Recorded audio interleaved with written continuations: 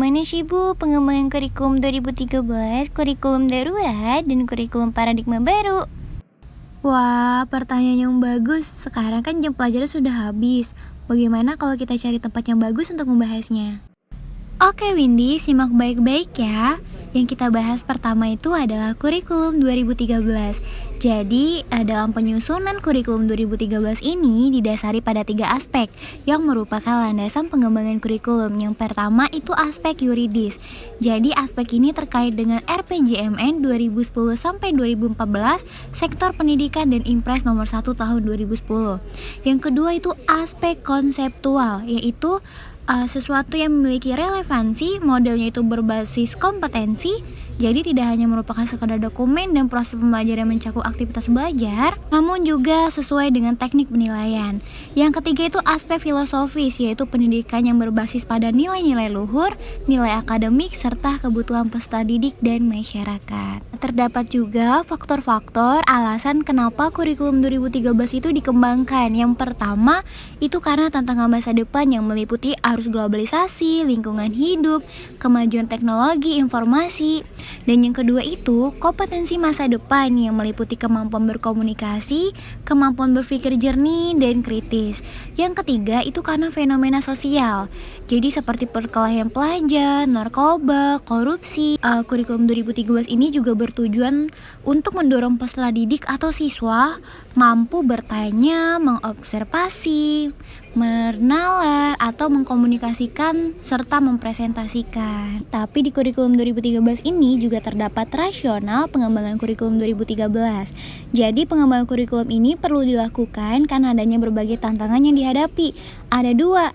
Yang pertama tantangan internal, yang kedua itu tantangan eksternal. Oh, seperti itu. Lalu bagaimana dengan kurikulum darurat, Bu? Sampai kapan kurikulum darurat berlaku? Wah, sepertinya kamu sangat penasaran ya Windy. Oke, kita lanjut. Jadi selanjutnya itu adalah kurikulum darurat.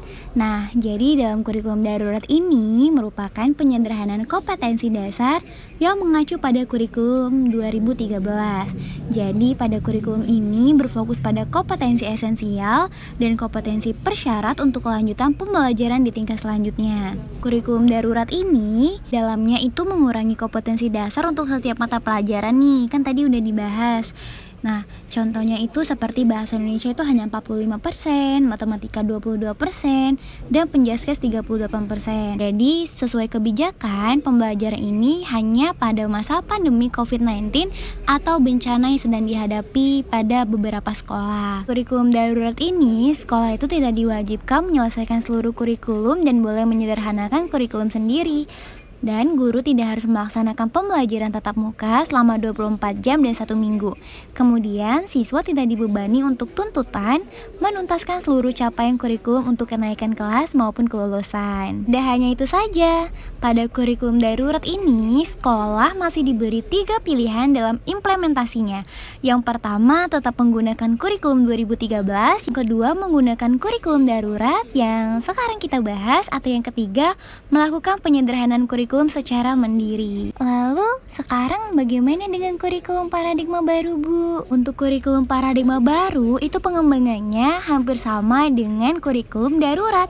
Karena pada kurikulum paradigma ini berfokus pada materi esensial dan pengembangan karakter dan kompetensi peserta didik. Jadi dalam paradigma baru ini menggunakan CP atau capaian pembelajaran, yaitu ada keterampilan, pengetahuan, dan sikap. Kurikulum paradigma ini merupakan kurikulum yang berbasis kompetensi untuk mendukung pemulihan pembelajaran dengan menerapkan pembelajaran berbasis project atau bisa disebut project based learning.